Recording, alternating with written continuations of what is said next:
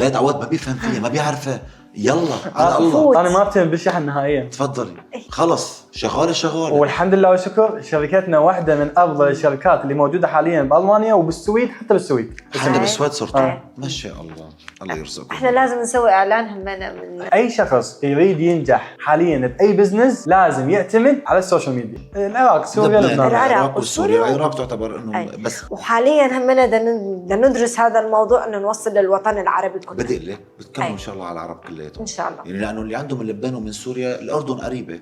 صحيح. هو ان شاء الله الاسبوع الفات شو اسم الشركه؟ مالتنا اوروك. سميتوا شركه النقل على اسم والكوزمتيك اوروك. قولي والله والله ما شاء الله. فاتحين شركه نقل وعم تشتغلي بالكوزمتيك واصحاب محتوى على اليوتيوب وعم يجيكم مصاري من هون ومن هون ومن هون. تمام. شو بدكم بالحفلات بخصوص موضوع اوروك؟ هذا السؤال اجاني هلا. كلياتنا بنعرف اليوتيوبريه والتيك توكر وهيك حياتهم كلها فلوج ستوري